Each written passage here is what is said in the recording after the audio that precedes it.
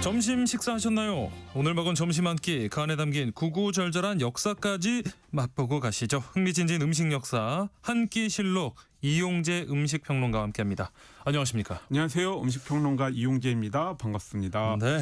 오늘은 어떤 음식 얘기를 나눠볼까요? 네, 요즘 그야말로 제로의 전성시대입니다. 아하, 제로. 0칼로리 대체 감미료를 쓴 식품들 말씀인데요. 네. 뭐 탄산음료 정도 생각하실 분들 많으실 텐데 네네. 제품군이 엄청나게 넓고 다채로워졌습니다. 오, 맞아요. 우리 전통음료인 식혜나 아하, 네, 맞아요, 또 한편 거의 전통음료나 다름없는 바나나 맛 우유도 네. 제품의 특성상 완전한 0칼로리는 아닙니다만 대체 감미료를 써가지고요. 예. 열량을 대폭 낮춰 인기를 끌고 있습니다. 네. 여기에 이제 고전 라면의 축에 속하는 비빔면도 제로 제품이 최근에 나오면서 아, 그래요? 지금 절정을 달리고 있는 게 아닌가. 제로. 예. 네, 생각이 듭니다. 네.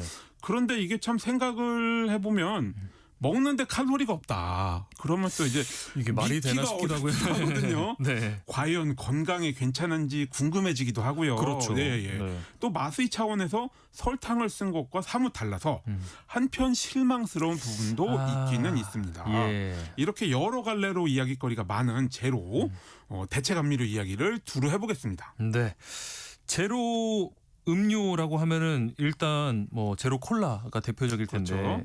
이 제로 콜라가 일반 콜라보다 더 맛있어서 이걸 찾아 드시는 분들도 계시더라고요. 네, 이것도 사실 제로 콜라도 역사가 있습니다. 네. 바로 지난주에 이제 에이펙이 열렸는데요. 네네. 뭐 도널드 트럼프 미 대통령의 방한 소식과 더불어서 제로 콜라 준비를 요청했다. 아하. 그런 말씀 드렸었죠. 네. 다양한 제품군을 다 갖춰달라고 요청을 했는데요. 네. 오리지널이라고 할 수 있는 은색 깡통이 요즘 국내에 없어서 아하. 결국 미국에서 가지고 왔다. 뭐 그런 이야기 드렸습니다. 네네. 이게 이제 1982년에 최초로 출시된 다이어트 콜라인데요.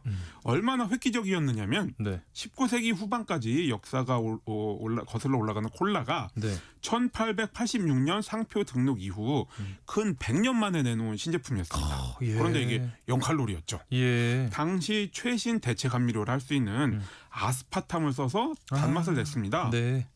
그런데 이제 요즘 나오는 제로 콜라는 미국에서 2005년 처음 출시가 됐는데요. 예.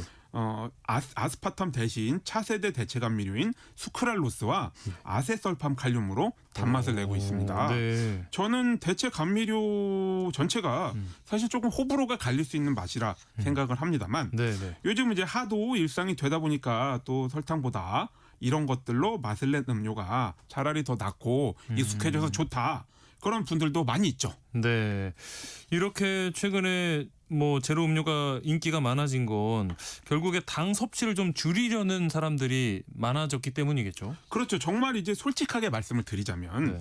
탄산음료는 사실 병 주고 약 주는 격의 음식입니다. 아이고. 네. 콜라는 원래 일종의 강장제, 네. 즉 이제 약과 흡사한 음료로 개발이 되었지만 네. 특유의 맛과 향 그리고 단맛을 얻고 세계적인 음료 브랜드로 발돋움했죠. 네. 그러면서 탄산음료의 시대가 본격적으로 찾아왔습니다만 이게 근본적으로 빈 칼로리 그러니까 영양 가치는 없이 네. 열량만 몸에 쌓는 식품입니다. 아. 더군다나 이제 근원이 당이다 보니까 예. 지방 축적을 통한 체중 증가랄지 심혈관계 질환, 당뇨 등을 유발할 수 있죠. 예. 그래서 사실 멀리해야 되는데 또 사람이 삶의 모든 순간에 건강만을 고려해서 음식을 선택할 수는 없지 않겠습니까? 너무 팍팍하죠. 예, 재미와 즐거움을 위해서 먹기도 하고 그러다 보니까 삶의 이 탄산음료가 자리를 잡게 되고요. 결국 이제 제로 음료 같은 대안도 선택하게 되는 거겠죠. 네. 이게 뭐 어쩔 수 없이 좀 어떤 재미도 있어야 되기 때문에 뭐 맛있게 먹으면 0칼로리 이런 말도 나오는 것 그렇습니다. 같고 저희 지금 4092 청취자님도 제로 치킨은 언제 나오냐고 급하다고 하셨거든요. 아유, 급하시겠네요. 네. 네. 우리가 진짜 뭐 항상 건강만 생각하고 먹을 수는 없잖아요. 그렇습니다. 네, 맛있는 것도 필요한데 그러면 이렇게 제로 음료나 뭐 제로 과자들 이런 제품에 설탕 대신 어떤 감미료를 넣어서 단맛을 내는 건가요? 네, 앞서 오리지널 이제 다이어트 콜라는 네. 아스파탐으로 단맛을 낸다 그렇게 말씀을 드렸죠. 네. 그 외에도 요즘 뭐 말씀드린 것처럼 요즘 제로 음료들에 쓰이는 아세설팜 칼륨이랄지 수크랄로스 또 그 밖에도 에리스리톨, 스테비아 그리고 이제 요즘에 건강 트렌드를 타고 인기를 좀 누리고 있는 알룰로스, 그렇죠. 예, 또 시클라메이트 같은 다양한 대체 감미료들이 있습니다. 네. 생각보다 뭐 종류가 많네 이렇게 생각하실 텐데요. 그러네요. 이건 뒤집어 보면 사실 어떤 것도 설탕만큼의 독점적인 위력을 못 가지고 있다. 이렇게 생각하실 수 있습니다. 그렇기도 하네요. 이게 설탕만큼 맛있으면서 칼로리는 없거나 적은 대체 감미료는 아직 나오지 않았다는 의미겠죠. 아하. 왜냐하면 그게 있으면 이제 시장을 독점했을 테니까요. 그렇죠. 어느 하나가 대체하지 못하고 이렇게 많이 나온다는 거는 그렇습니다. 아직은 설탕이 그 입지를 분명하게 하고 있다. 탄탄하게. 네네. 그러니까 설탕과 좀 최대한 가까운 맛을 내려고 이렇게 인공 감미료가 계속 개발되고 있다. 이렇게 해석하면 되겠네요. 그렇습니다. 이제 역사를 보면요, 이제 그 우리 아직도 여름에 옥수수 찔 때 네. 그 특히 할머님들 많이 쓰시는 뉴슈가 있지 않습니까? 네, 네. 그게 바로 사카린을 주성분으로 한 감미료입니다. 네. 근데 미국에서 무려 1879년 예. 그러니까 콜라와 비슷한 시기에 발견이 되었죠. 재밌는 거 이제 다른 대체 감미료들도 대체로 그렇습니다만 네. 사카린이 설탕보다 훨씬 달아요.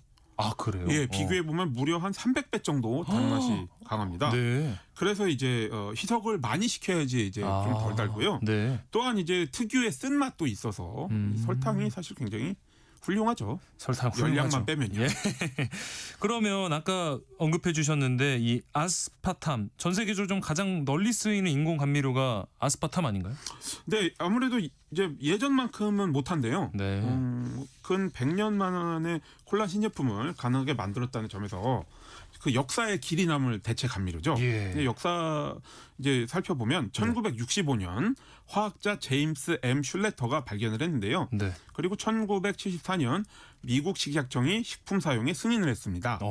설탕보다 200배 달아요. 이거는 또 200배 달 꽤 답니다. 예. 예, 그리고 완전히 0칼로리는 아니어서 네. 1g당 4칼로리입니다. 오. 그런데 이게 이제 다이어트 콜라에 쓰이는 양이 네. 100ml당 1.2칼로리로 미량이다 보니까 0칼로리에 수렴한다 네, 보고 네. 표기도 그렇게 하는 거죠. 예. 제가 어렸을 때 그러니까 이제 1980년대에 국내에도 이게 제품이 아스파탐 시판이 됐었거든요. 아, 그래요? 예, 그래서 이게 그 정제로 나와 있었어요. 이게 케이스에 플라스틱 케이스에 이제 하나씩 꺼내 먹을 수 있게요. 뭐 각설탕, 설탕 이런 약간 것처럼요? 그런 느낌처럼요. 그래서 집에 어떻게 그게 들어왔는데요. 네. 이게 또 따뜻한 우유에 타 먹으니까 오. 맛이 그럴싸해서 오. 한참 이제 먹었었던 기억이 납니다. 예전에 그 저 자판기 따뜻한 우유도 약간 달달한 맛에 예, 그런 자주 맛이 먹었는데. 났습니다. 오. 네. 근데 이게 아스파탐 같은 경우에 조금 안전성 논란이 있잖아요. 그렇습니다. 사실 대체 감미료가 이 인류와 설탕의 장구한 역사에 비하면 발견됐은 지가 이제 상대적으로 짧다 보니까 네. 안전성 논란으로부터 아주 자유롭지 않은 면이 있습니다. 네. 앞서 말씀드린 사카린만 하더라도요. 1977년 캐나다 국립보건연구소에서 쥐에게 실험을 해봤더니 네. 종양이 발견됐다. 그래가지고 이제 어머나. 1993년까지 예. 사용이 제한되기도 했거든요. 예. 뭐 아스파탐의 경우도 세계보건기구의 국제암연구소가 발암 가능 물질 EB군, 그러니까 숫자 2의 알파벳 B인데요. 네. 으로 지정을 해서 한참 시끌벅적했습니다. 어허. 그런데 이제 조건은 있어요. 이제 섭취량을 따져봐야 되는데요. 네. 이게 1981년 세계보건기구와 UN 식량농업기구 전문위원회가 정한 하루 권장 섭취량이 네. 몸무게 1kg당 40mg이거든요. 예. 그러니까 이것을 계산을 해보면 체중 60kg의 성인이 아스파탐 함유 다이어트 콜라 250mg 들이캔을 예. 55캔 먹어야지 채울 수 있는 양입니다. 하루에. 근데 뭐 아스파탐 콜라를 이렇게 많이 마실 수 있는 사람은 없다고 봐죠. 일단 그렇죠. 이제 배가 불러서 마시기 힘들잖아요. 맞아요. 네, 그렇습니다. 이 아스파탐이 이제 제로 콜라에 쓰였다가 지금은 아니라고 하셨잖아요. 그러면은 그걸 그 자리를 대신한 감미료는 뭔가요? 네, 뭐 잠깐 말씀드린 것처럼 사실 아스파탐의 시대가 좀 저물었다고 보아도 무리는 없습니다. 네. 요즘의 제로 음료에는 아세설팜 칼륨과 수크랄로스가 보통 짝으로 함께 쓰이는데요. 예. 아세설팜 칼륨은 1967년 독일에서 발견됐는데 설탕보다 200배 달고요. 네. 다른 대체 감미료의 맛을 가려줘가지고 이렇게 쌍으로 짝으로 같이 쓰입니다. 예. 한편 이제 수크랄로스는 영국의 식음료 첨가물 기업 테이트 앤 라일이 1976년에 발견했는데요. 네. 스플렌다라는 제품명으로 더 잘 알려져 있습니다. 네네. 네. 단맛이 설탕보다 320배에서 1000배 강해서 희석을 많이 시켜야 되는데요. 오, 네. 그래서 이제 제품을 만들 때에는 덱스트로스나 말토덱스트린이라고 하는 주로 옥수수에서 추출한 일종의 전분을 더해서 부피를 늘립니다. 이제 나름의 장점이 있다면 설탕에서 추출해가지고요 단맛과 지속 시간이 매우 흡사합니다. 아세설팜, 칼륨처럼 다른 대체 감미료의 맛을 가려주기도 하고요. 예. 또한 이제 설탕에서 추출하다 보니까 안전 논란으로부터 조금 더 자유롭기도 합니다. 그렇군요. 아까 알룰로스, 스테비아도 얘기해 주셨는데 요리할 때도 많이 쓰고 제품도 좀 다양하게 나오고 있는 것 같아요. 그렇죠. 저는 네. 이제 한국 음식에 단맛 자체가 너무 들어가 있다고 생각해서 네. 사실 그다지 바람직하게 보지는 않습니다만 예. 요즘 많이들 쓰고 있죠. 알룰로스는 무화과나 건포도 같은 과일을 단당류인데요. 네. 설탕에 비해 열량은 90% 낮고 단맛은 70% 수준입니다. 어허허, 네. 1940년대에 처음 밀에서 발견을 했는데요. 원래 자연 상태에서는 소량만 존재하는 것을 1994년 일본에서 대량 생산이 가능한 공법을 개발했습니다. 예. 2012년부터 미국 식약청이 사용을 허가했습니다만 유럽에서는 아직 사용 금지입니다. 이제 요즘은 옥수수나 사탕무에서 추출을 하고요. 한편 이제 스테비아는 같은 이름의 식물잎에서 스테비오사이드라는 성분을 추출해서 감미료를 씁니다. 예. 국내엔 1973년에 들어왔는데요. 스테비아 토마토 이런 것들 있죠. 네. 이게 토양에 직접 이 스테비오사이드 가루를 뿌려가지고 단맛을 불어넣는 이런 방식으로 재배가 됩니다. 예. 그런데 이런 제로 음료를 마시면 이렇게 설사하신다는 분들도 많이 네, 있거든요. 있습니다. 네네. 이거는 어떤 감미료 때문인가요? 이게 그 에리스리톨이라고 당 알코올의 일종인데요. 예. 이걸 많이 드시면 소장에서 제대로 소화가 안 되고 대장에서 발효가 돼가지고 복통과 설사를 유발할 수 있습니다. 아이고, 네. 에리스리톨은 1848년 스코틀랜드에서 발견이 됐는데요. 네. 1990년에 일본에서 처음 상용화를 쓰기 시작을 했습니다. 이 밖에도 말티톨이나 알룰로스 같은 감미료도 같은 그 증상을 일으킬 수 있으니까 많이 안 드시도록 주의하시는 게 좋겠습니다. 네. 이렇게 종류가 또 다양하다 보니까 그리고 안전성 논란도 있다 보니까 계속 먹어도 괜찮을지 좀 걱정이 돼요. 근데 이게 이런 제로 음료나 식품을 네. 정말 입에 달고 사는 수준이 아니라면 아주 염려하지 않아도 된다고 봅니다. 예. 앞서도 이제 잠깐 말씀드렸듯이 인류 역사에 비해서 이 감미료들이 발견되고 쓰인 기간이 짧죠. 네. 그래서 오래 먹었을 때, 그러니까 한 인간의 삶 정도 되는 세월 동안 먹고 그랬을 때 이 인체에 어떤 영향을 미치는지 아직 덜 알려진 부분이 있는 겁니다. 네, 네.